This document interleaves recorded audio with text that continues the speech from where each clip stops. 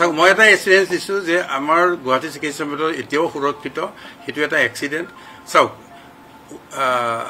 গাড়ী এক্সিডেন্ট হয় সেইকাৰণে গাড়ী এক্সিডেন্ট হোৱাৰ পিছত হিনাখনৰ পৰা ৰাস্তাটো মই বন্ধ কৰি নিদিও তো এৰোপ্লেনৰ এক্সিডেন্ট হৈছে এৰোপ্লেনৰ এক্সিডেন্ট হোৱাৰ পিছত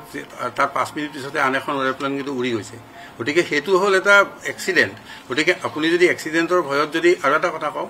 আমি যিখিনি আমাৰ বৰ্তমান গুৱাহাটী চিকিৎসা মহাবিদ্যালয়ৰ এছএনচিও যিখিনি চিকিৎসা দি আছো মই সেইখিনি সৰ্বভাৰতীয় পৰ্যায়ত আমি স্বীকৃতপ্ৰাপ্ত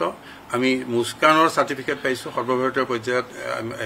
গতিকে এটা এক্সিডেন্টে দি আপুনি যদি কয় যে মোৰ হস্পিটেলখন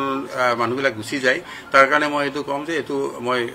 বিনম্ৰভাৱে অনুৰোধ জনাম নাযাব কাৰণ আমি এতিয়াও সুৰক্ষিত আমি পাৰ্য মানে যিখিনি প্ৰটকলত আছে আমি সকলো চিকিৎসা দিবৰ কাৰণে আমি সাজু চাওক মই এটা এক্সপিৰিয়েঞ্চ দিছো যে আমাৰ গুৱাহাটী চিকিৎসা মন্দিৰ এতিয়াও সুৰক্ষিত হেতু এটা এক্সিডেন্ট চাওক গাড়ী এক্সিডেন্ট হয় সেইকাৰণে গাড়ী এক্সিডেন্ট হোৱাৰ পিছত হিনাখনৰ পৰা ৰাস্তাটো মই বন্ধ কৰি নিদিও তো এৰোপ্লেনৰ এক্সিডেন্ট হৈছে এৰোপ্লেনৰ এক্সিডেন্ট হোৱাৰ পিছত তাৰ 5 মিনিট পিছতে আন এখন এৰোপ্লেন কিন্তু উৰি গৈছে গতিকে হেতু হ'ল এটা এক্সিডেন্ট গতিকে আপুনি যদি এক্সিডেন্টৰ ভয়ত যদি আৰু এটা কথা কওঁ আমি যিখিনি আমাৰ বৰ্তমান গুৱাহাটী চিকিৎসা মহাবিদ্যালয়ৰ এছএনচিও যিখিনি চিকিৎসা দি আছো মই সেইখিনি সৰ্বভাৰতীয় পৰ্যায়ত আমি স্বীকৃতপ্ৰাপ্ত